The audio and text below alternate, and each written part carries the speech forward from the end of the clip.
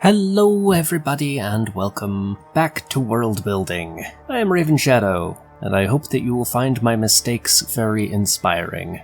Today, we have some conlanging. I love conlanging as a concept. It frequently doesn't turn out how I want it though. I hope you're prepared for this to be kinda garbage, but also sorta good. What we are world building is the language spoken in this part of the world, specifically this fat peninsula here, but also just generally this southern portion. There's a trade language on this river, kind of like Swahili, and this is where Max first starts out, where he finds himself when the book's getting started. It's on the same continent, but this language family is over here in these mountains, and it's based a little bit on Syriac, an even smaller bit on Kurdish, and a whole lot on Qechua. Specifically, I've been ripping the stems right out of Qechua and plugging them into the grammar I made up.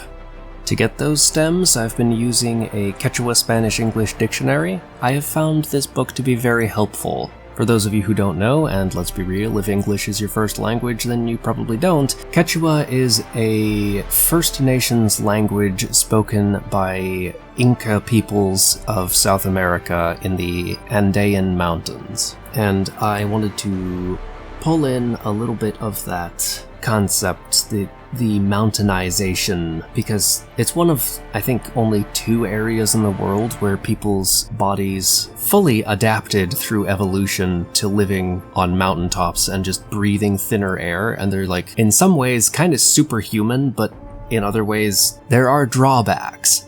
But it's a really cool phenomenon. So here's this really dense mountain range here, and it's got rivers and stuff. And there's, despite being so far south, some rather dense foliage, some really thick forests, and lots of different kinds of grass and stuff.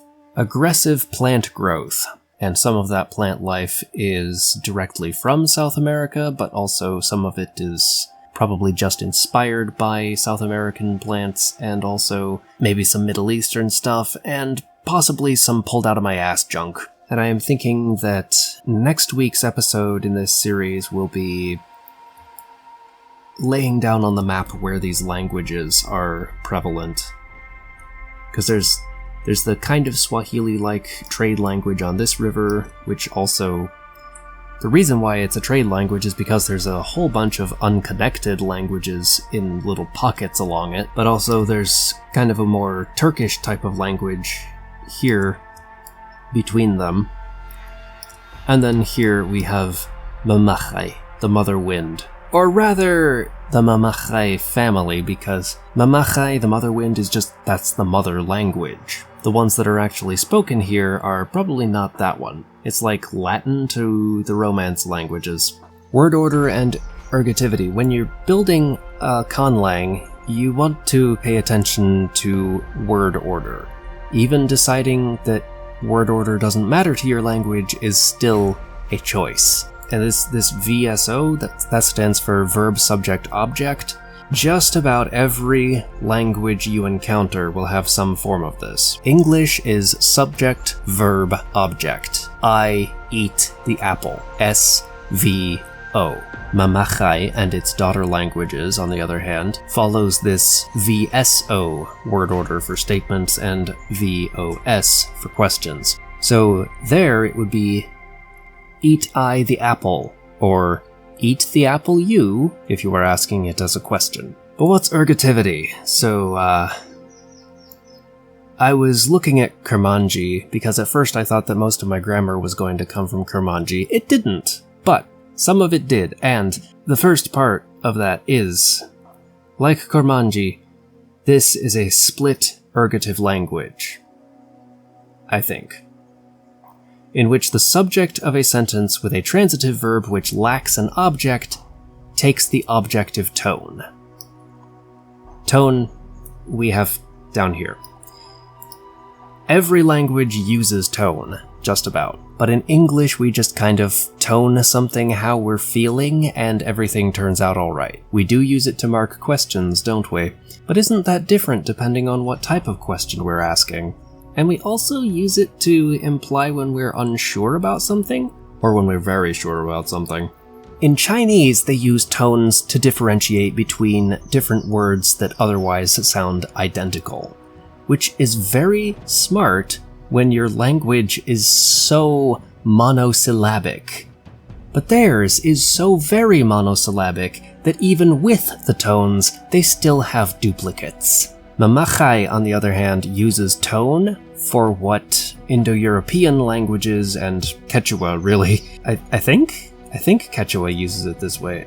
I'm actually not sure, but lots and lots of languages use case endings to denote parts of speech, whereas Mamaxay uses tone for that. So, a sentence with a transitive verb that lacks an object takes the objective tone. What's a sentence with a transitive verb? Well, a transitive sentence is a sentence that has all of these. The dog ran from the cat. But if that sentence lacks an object, that is, the dog ran, then in most languages, it would remain declined, or toned in this case, as the subject. Not so in Mamaxay, and also not so in Kurdish. In Mamaxay, if the subject lacks an object, it is toned as an object. Now, how much have I actually practiced with the tones? 0. None at all. Haven't bothered. So they probably make it sound really funny, or rather, even more so. Well, that's enough of that. Phonetics. This language uses the Syriac script. Yes, it does, because... Go away. The Syriac script is amazing. Look. Look, this is so sexy. It doesn't seem to me to make a whole lot of sense for how it's written, but it doesn't have to. In fact, you want irregularity in your language.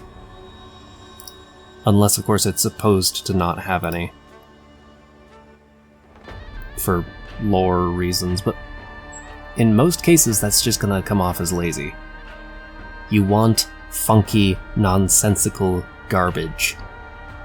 And this one is full of that. So, we use the Syriac script, and it can take dots to indicate vowels, but native and skilled speakers rarely bother to do so. Yes, this is true. Semitic languages usually don't write vowels, because fuck new learners. I am begging you. I would like to buy a vowel. And I'm willing to pay almost any price. But of course they give 0 shits. Though grammar and vocabulary are coming in from Kurmanji and Quechua, as well sometimes as Nahuatl, Elamitic, and other sources, all must use sounds that can be written with the Syriac script. When a stem and its agglutination produce a replicated sound, only one iteration of that sound is produced. So if you find yourself saying ee-yee-yee, you just say ee. Funny letters, what funny letters does it use? It uses these ones. These are found in the Syriac alphabet. Yes, you can see the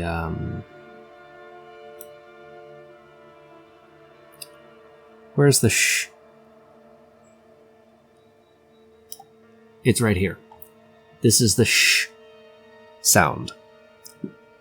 And it is made by this symbol, this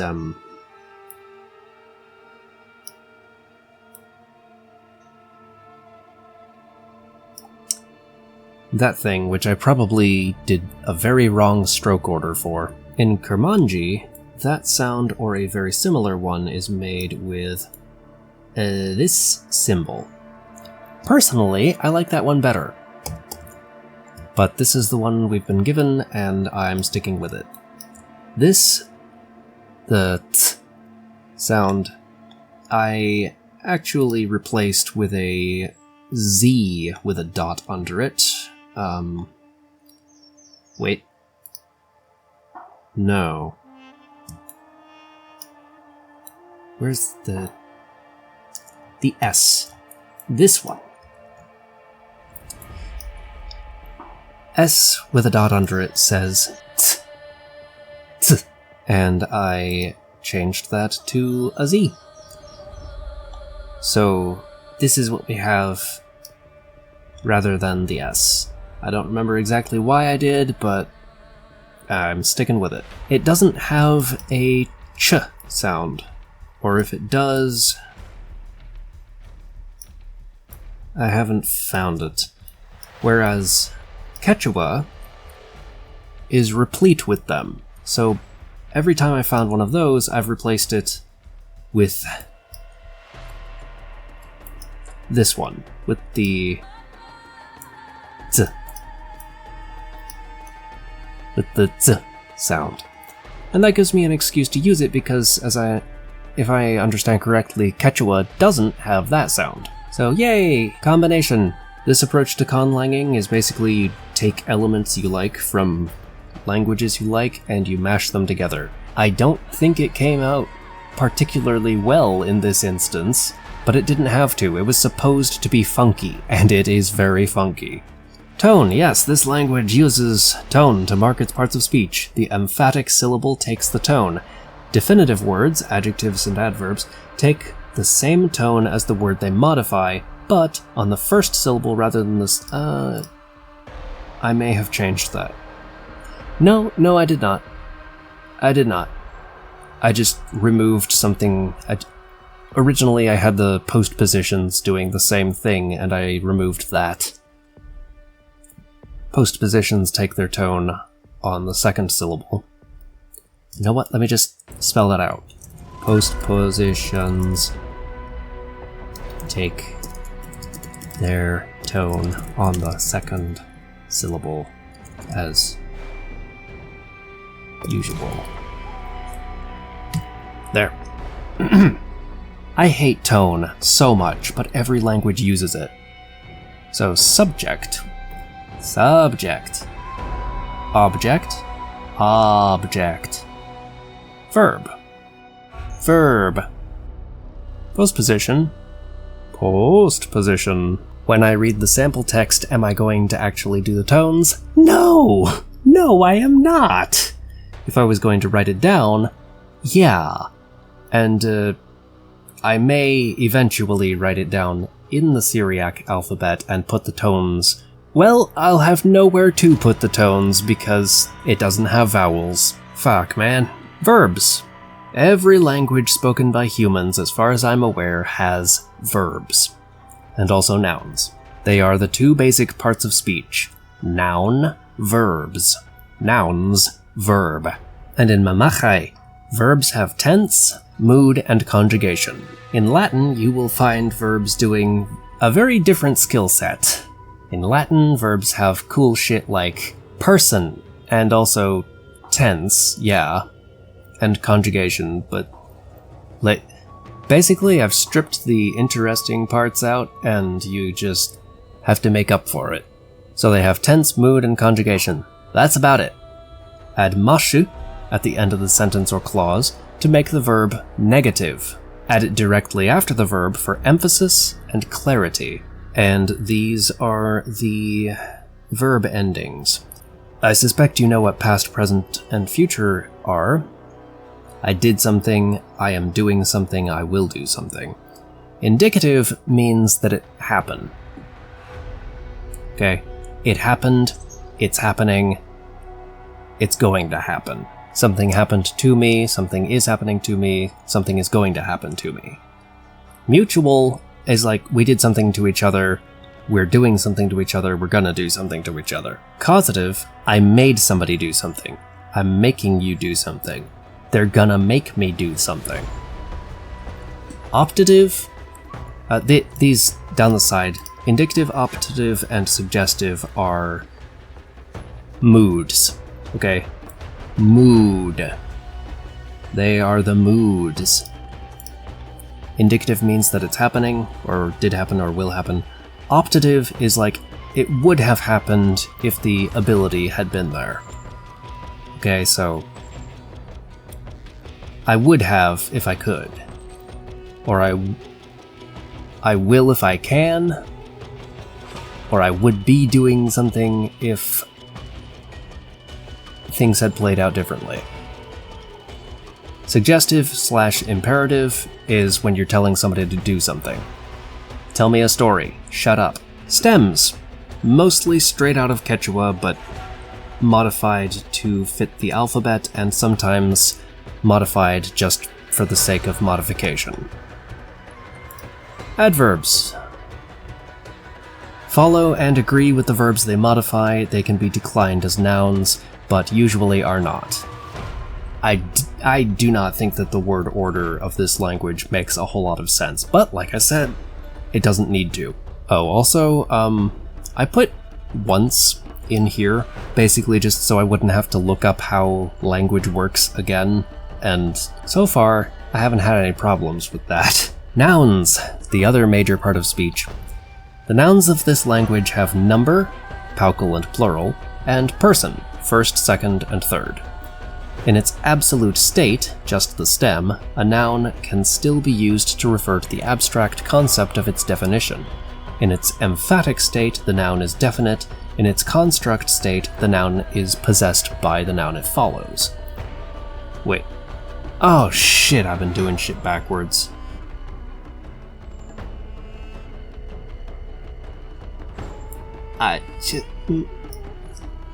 Precedes.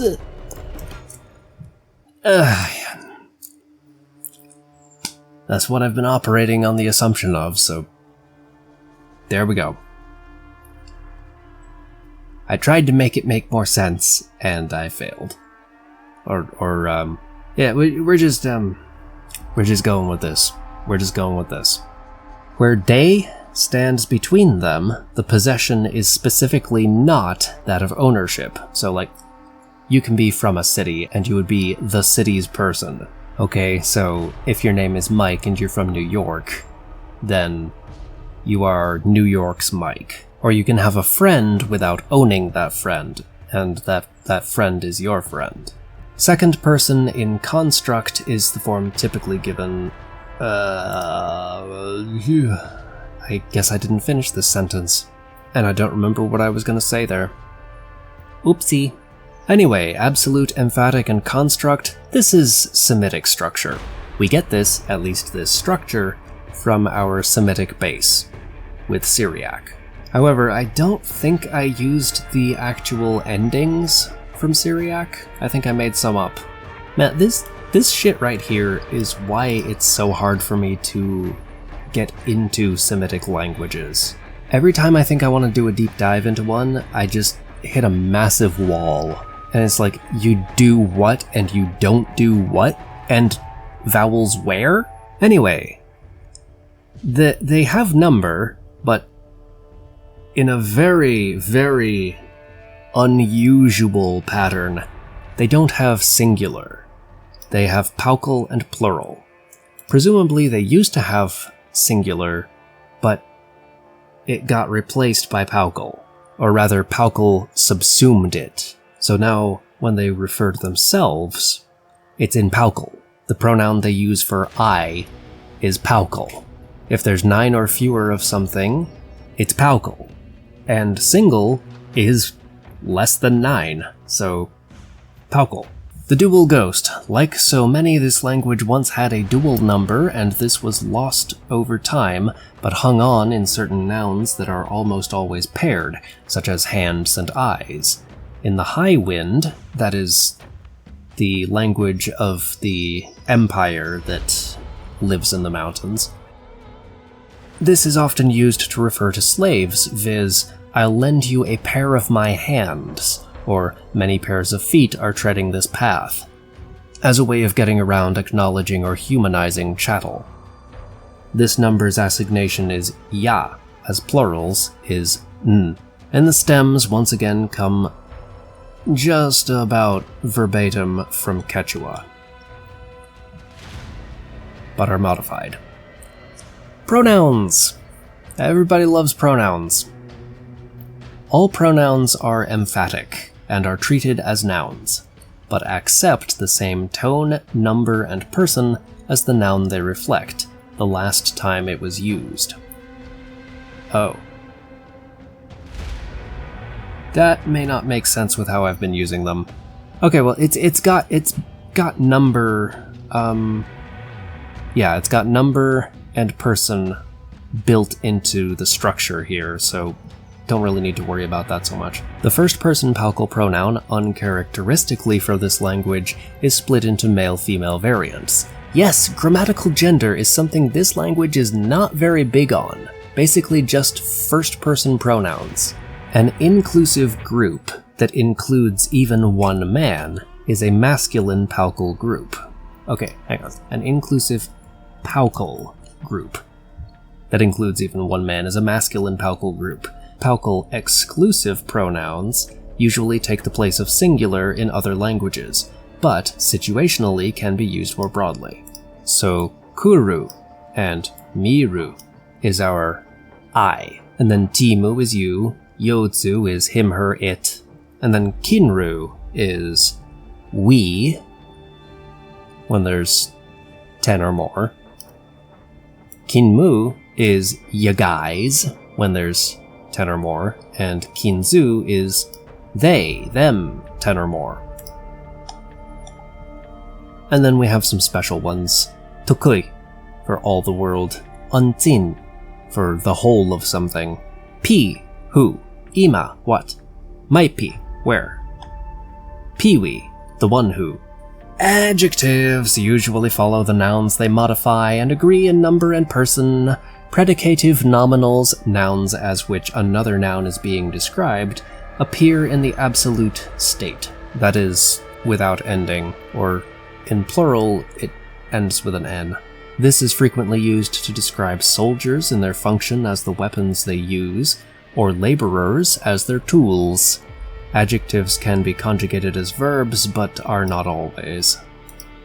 So like, if you happy, okay? Like, I sweaty right now, although not very much actually, despite the heat. Postpositions rather than prepositions. Postpositions are supposed to follow their subjects and their adjectives, if any, or the first of these if there are more than one, which usually puts them between the nouns they mediate. In interrogative sentences, they still follow the subject, or the first of such, which comes after an object if such exists. A subject's treatment as an object in absence of a true object does not interrupt this pattern. Remember ergativity? That's what that's talking about. And we have in, uku, on, hanak, between, tsopipi, then, shama, with, Conjunctions. After that, zaimanta. Oh yes, I've been using some of these conjunctions to start some sentences. In English, it really is not correct to start a sentence with and.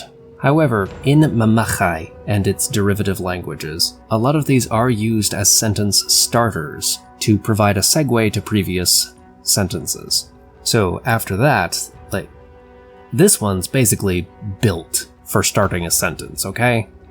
Zaimanta. Manata. U. Ilebe. Bo. Bia. Anpats. Kawan. Mana. Kunan. And now the fun part. And by fun, I mean what you see here took me most of yesterday. I have translated all but the last sentence of this paragraph, and now I'm going to translate the last one. Now, kunan, comma. Even on the... Even? What do I even do with even? On the hottest? I haven't done comparisons. Oh. This is the hardest sentence in the thing. Okay. Even. Let's make that a post position.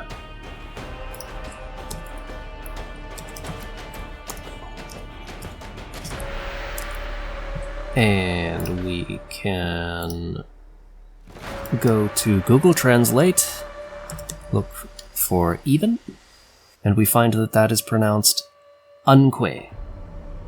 Aunque. Well, let's change that a little bit. Anque. Very good. But this is going to come quite late in the sentence. So we'll be filling stuff in before it. In English we say on a day. I'm thinking in Mamaxay maybe we say in a day. Uku. But that also is a post position. Perhaps we could make one word out of both of these, ukwanke? I don't know, I think that could be kind of funny. Is it the type of thing I want to do on the fly right now? No, not really. To be. First word in the sentence, other than the conjunction that starts it, is to be. Well, they don't exactly have to be, and yet they kind of do, because they have a passive voice. So, if we have a stem for to feel, then we should be in business, but I don't see one. So I'm gonna look it up in the dictionary, see if they have that. Chami. Chami. Okay, well, let's change that to Thami. But of course, in this Abgad, the th sound is made, I believe, by the T. You see this down here? That is th, because the T has two readings, t and th. So we go t and then I. Do we want to add the Y? No. No. So we just put a dash after it, and there's our stem. As for the conjugation, I kind of want to go optative with this. It just feels like the type of situation. If it was a natural language, then my teacher would probably be rapping me over the head with a stick right now. But I'm gonna go optative and passive and present. So present, optative, passive. Ba. Tami ba. Kunnan tami ba. Now feel. I, the wind. I think that was Hukkaiyo's. Let me check. Because nouns have person. I got that from Elamitic. Nouns do in fact have person. Wind, where is wind?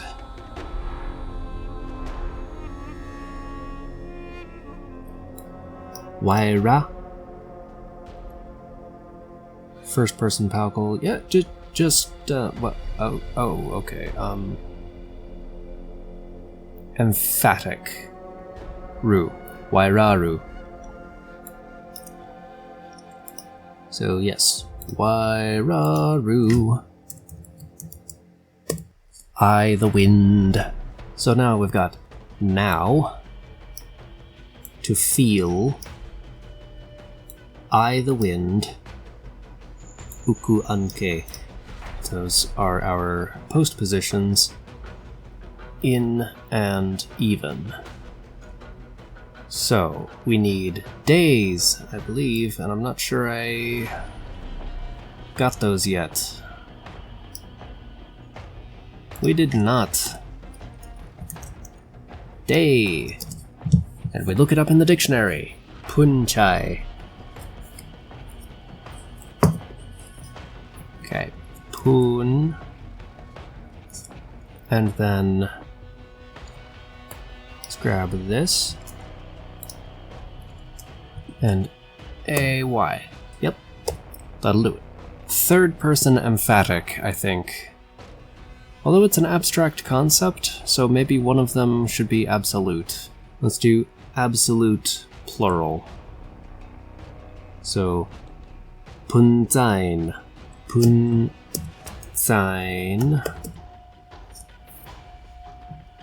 Days. Now we need hottest.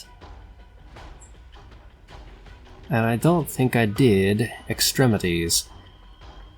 However, we do have adjectives, so we can start with that. Hot. Konyi, or rufa. Let's do rufa. Well, we're kind of using it as a noun here, and it shall be in the construct state and paucal. So, ze. Rufa ze. Rufa ze. Rufa ze. Kunan tamiba wairaru punzain rufaze uku anke. Oh, I think I put it in the wrong place. Because punzain, we said, was days, right? Yes. So, rufaze goes before punzain. Kunan tamiba wairaru rufaze punzain uku anke. Always? I think that's another post position. Always.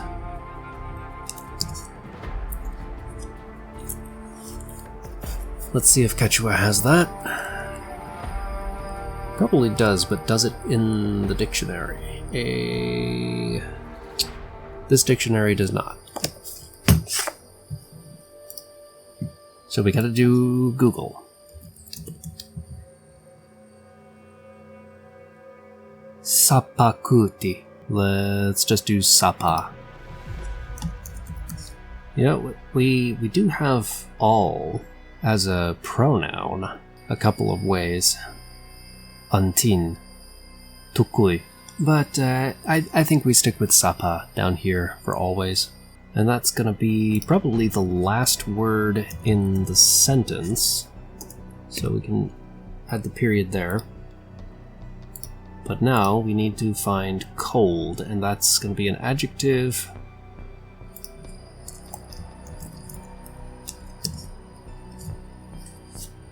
I bet the dictionary does have that, probably.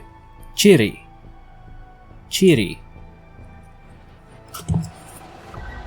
Okay, so let's do chiri. And it is going to agree with the subject, I believe. I'm probably doing this all wrong. But... Chiriru.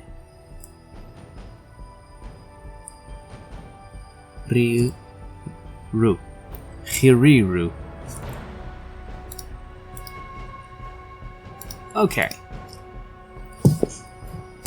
And I believe that is done.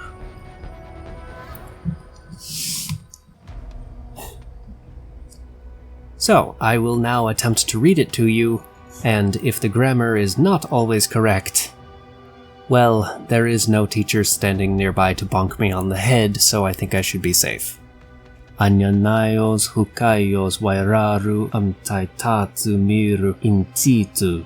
I, the wind, once quarreled with my father the sun. Rutubis yotsu tutanze miru, ilebe fawaiz kawan pakavi kikite mirimu. He would cut my hair, but I ran to hide myself. Also, once again, I'm not even trying with the tones. Zutarayas, Husiyas, Runan, Katanzu Hanak, Ukasan Uku. Man lay sprawling on the mountainsides and in the valleys. Tapuyis miru, Tapubi kinzu, Zaninzu ima byapaka miru. I asked what price they would exact in exchange for hiding me. Tapuyis kinzu, Kapanze takin, Manata pakayis, Wairaru siminze kinzu uku. They asked for the power of song, and I, the wind, hid in their mouths. Tapuyis tsaitatsu intitsu, Zutarayas maipi miru, Manata kutitsis, Runanzu mana, Rikuya miru mashu. My father the sun asked where I lay, and man answered that I could not be seen. Ni yiz yotsu tukui ahinta, Manata hoksiis miru. He responded that all was well and left me alone. Zaimanta hamuyis miru uku takinze runanzu, Manata rutuyas tutzanze miru, Zaopipi kirunze kinzu, kawa zinzu. Then I came forth in the songs of men, and on their sharp teeth my hair was shorn. Kunan, tamiba wairaru rufadze, punzain uku anke khiriru sapa. Now, even on the hottest of days, I, the wind, am always cold. And yeah, that's about it. This is Mamaxay, the mother wind. After putting in that much effort, I really wish the end product was better, but you know what? It is exactly what it needs to be. See you next time for Anthropology. Anyanayos hukayos wairaru amtaitatsu miru intitu, rutubis yotu tutanze miru, ilebe fawayis kawan, pakavi kikite mirimu, Zutarayas, Husiyas, Runan, Katanzu hanak, Ukasan uku. Tapuyis miru, Tapubi kinzu, Zaninzu ima byapaka miru. Tapuyis kinzu, Kapanze takin, Manata pakayis, Wairaru siminze kinzu uku. Tapuyis tsaitatsu intitsu, Zutarayas maipi miru, Manata kutitsis, Runanzu mana, Rikuya miru mashu. Ni yiz yotsu tukui ahinta, Manata hoksiis miru. Zaimanta hamuyis miru uku takinze runanzu, Manata rutuyas tutzanze miru, Zaopipi kirunze kinzu, kawa zinzu. Kunan, tamiba wairaru rufadze, punzain uku anke khiriru sapa.